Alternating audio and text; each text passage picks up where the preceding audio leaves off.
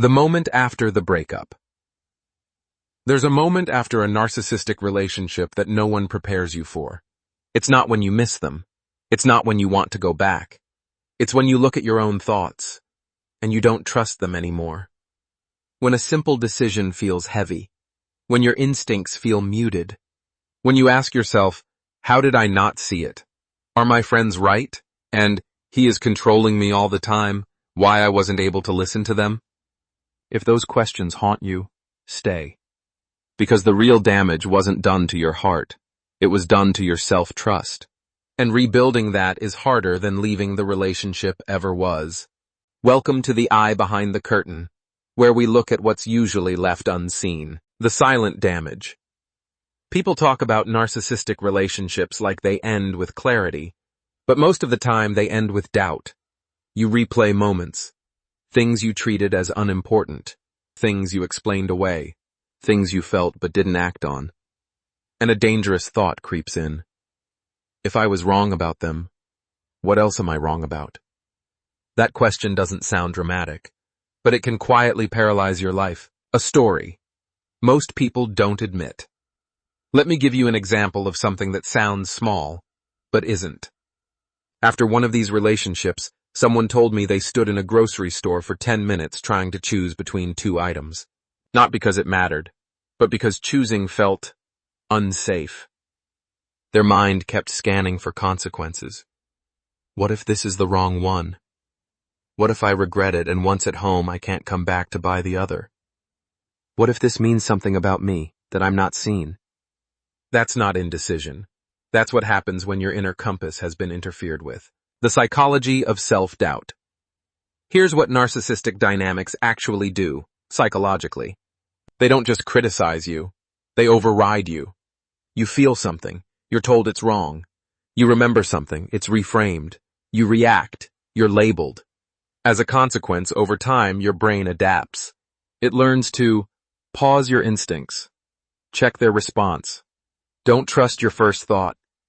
This isn't weakness. It's survival, and survival always costs something later, when self-trust goes quiet. When you stop trusting yourself, it doesn't begin as a thought. It shows up in the body first. A tightness in your chest just as you're about to speak.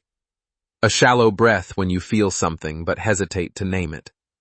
A quiet clenching in your stomach when someone asks what you want, and the answer doesn't come.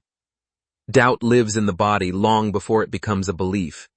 Your body learned that trusting yourself once came with consequences. So now, it pauses. It braces. It waits. Hypervigilance as a leftover skill. Many people mistake this state for anxiety, but it's actually hypervigilance. Part of you is always on alert. Did I say too much? Did I misread that? Was that my intuition or my fear? Your shoulders stay slightly raised. Your jaw stays tight without you noticing. Your mind keeps rehearsing conversations that haven't happened yet. This isn't overthinking. It's a body that learned it had to stay alert to stay safe. When trust begins to return. And then, slowly, something starts to shift. Not all at once. Not dramatically. Just enough to notice. You say no, and your breath doesn't catch the way it used to. You make a choice, and your chest doesn't tighten afterward. You feel something, and for once, you don't rush to explain it away. Trust returning doesn't feel exciting. It feels settling. Like your shoulders dropping without you telling them to. Like exhaling and realizing you'd been holding your breath the entire time. Learning the difference between fear and truth. One of the hardest parts of rebuilding self-trust is learning to tell the difference between fear and truth. Fear is loud, urgent, demanding immediate action. Truth is quieter. It feels grounded, steady. It doesn't rush you. It waits. As trust returns, your body starts to recognize this difference again. You don't feel pulled. You feel anchored. And that's how you know you're listening to yourself, not reacting to what once hurt you. Why you don't feel like yourself. After the relationship ends, people often say, I don't feel like me anymore. What they really mean is, the version of me that trusted itself went quiet. Not gone. Quiet. because that version learned that speaking up led to conflict, withdrawal, or punishment. So it stepped back. The first crack in the wall. Here's how self-trust usually starts returning. Not with a breakthrough, not with confidence, but with discomfort. Someone invites you somewhere. You feel a bit of anxiety, just a little. In the past, you'd override that feeling. You'd go anyway. You'd explain yourself. This time, you don't. You say, "I'm not up for it." And then something unexpected happens. Nothing explodes. No one leaves. No punishment arrives. And you find that someone didn't get angry with you and instead accepted you, declined the invitation. What you feel instead is quiet relief. That's not confidence. That's alignment. Why confidence is a trap.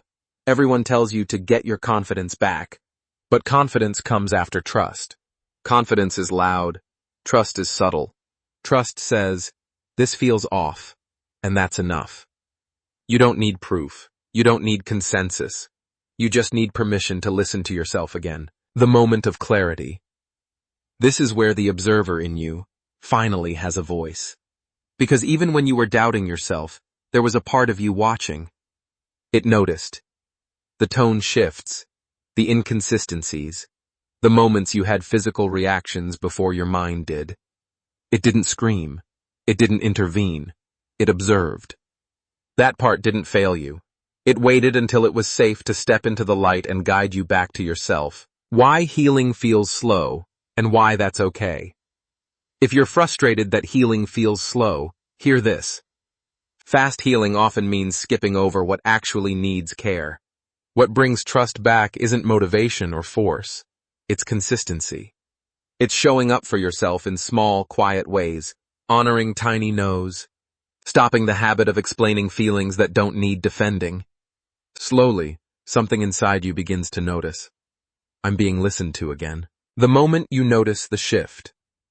At some point, something subtle changes. You stop rehearsing conversations that haven't happened.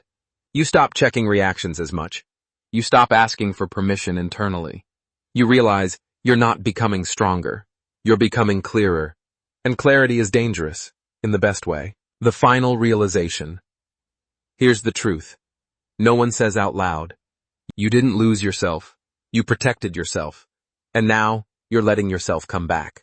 Not all at once, not dramatically, but honestly. In conclusion, now is the time to start rebuilding trust with yourself. Take your time. There is nothing wrong with you for needing it. The part of you that noticed all along the things you went through never left. It was watching, waiting. And you are listening to it now. It always sees you. This was the eye behind the curtain. If something clicked, sit with it. Remember, this channel doesn't diagnose. It observes. If this video felt uncomfortably accurate, consider sharing it with someone who's learning to trust themselves again. Sometimes the most powerful thing we can offer someone is the understanding and clarity for what they couldn't name.